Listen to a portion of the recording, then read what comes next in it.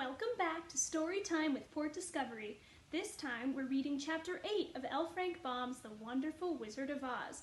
Last time, Dorothy and her companions were able to cross a dangerous ditch, and they came to a river. This time, they'll be able to cross the river, but they're going to have to face many more challenges. Let's see what happens. The Wonderful Wizard of Oz, Chapter 8, The Deadly Poppy Field. Our little party of travelers awakened next morning refreshed and full of hope, and Dorothy breakfasted like a princess off peaches and plums from the trees beside the river. Behind them was the dark forest they had passed safely through, although they had suffered many discouragements. But before them was a lovely, sunny country that seemed to beckon them on to the Emerald City.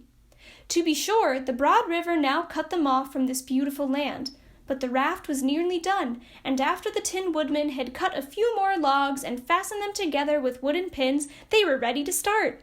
Dorothy sat down in the middle of the raft and held Toto in her arms. When the Cowardly Lion stepped upon the raft, it tipped badly, for he was big and heavy.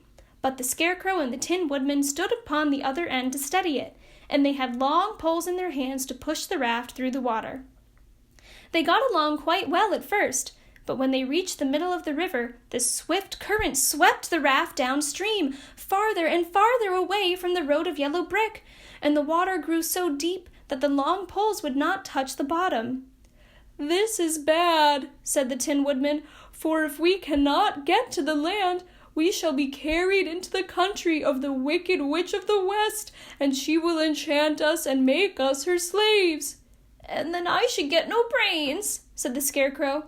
"And I should get no courage," said the Cowardly Lion. "And I should get no heart," said the Tin Woodman.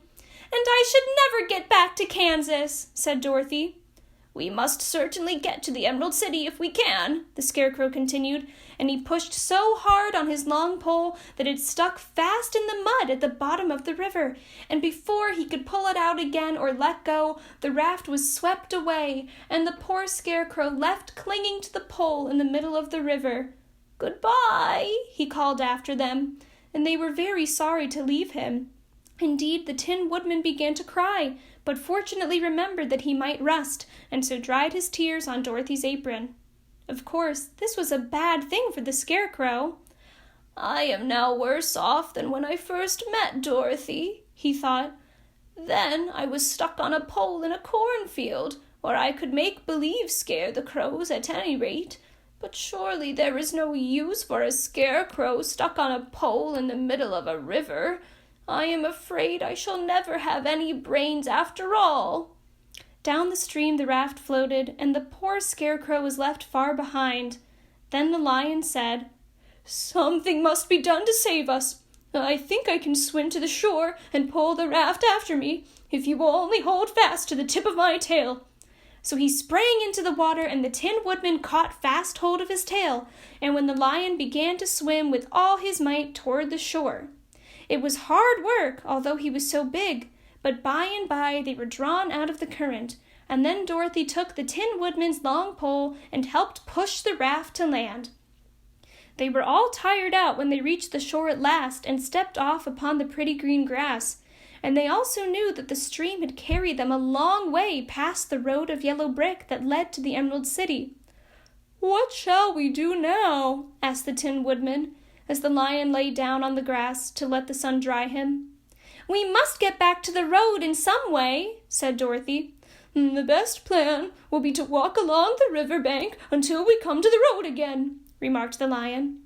So, when they were rested, Dorothy picked up her basket and they started along the grassy bank, back to the road from which the river had carried them. It was a lovely country with plenty of flowers and fruit trees and sunshine to cheer them, and had they not felt so sorry for the poor Scarecrow, they could have been very happy.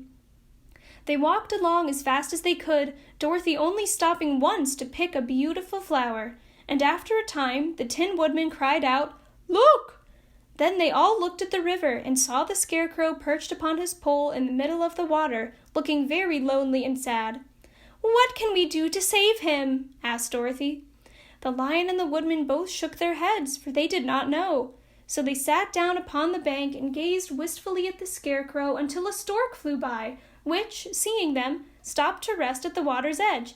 "Who are you, and where are you going?" asked the stork. "I am Dorothy," answered the girl, "and these are my friends, the Tin Woodman and the Cowardly Lion, and we are going to the Emerald City." "This isn't the road," said the stork, as she twisted her long neck and looked sharply at the queer party. "I know it," returned Dorothy, "but we have lost the Scarecrow, and are wondering how we shall get him again." "Where is he?" asked the stork. "Over there, in the river," answered the girl. "If he wasn't so big and heavy, I would get him for you," remarked the stork. "He isn't heavy a bit," said Dorothy eagerly, "for he is stuffed with straw, and if you will bring him back to us, we shall thank you ever and ever so much." "Well, I'll try," said the stork, "but if I find he is too heavy to carry, I shall have to drop him in the river again." So the big bird flew into the air and over the water till she came to where the Scarecrow was perched upon his pole. Then the stork with her great claws grabbed the Scarecrow by the arm and carried him up into the air and back to the bank where Dorothy and the Lion and the Tin Woodman and Toto were sitting. When the Scarecrow found himself among his friends again, he was so happy that he hugged them all, even the Lion and Toto. And as they walked along, he sang "Tol-de-re-day-o" at every step. He felt so gay. "I was afraid I should have to stay in the river forever," he said, "but the kind stork saved me, and if I ever get any brains, I shall find the stork again and do it some kindness in return." "That's all right," said the stork, who was flying along beside them. "I always like to help anyone in trouble. But I must go now, for my babies are waiting in the nest for me. I hope you will find the Emerald City, and that Oz will help you."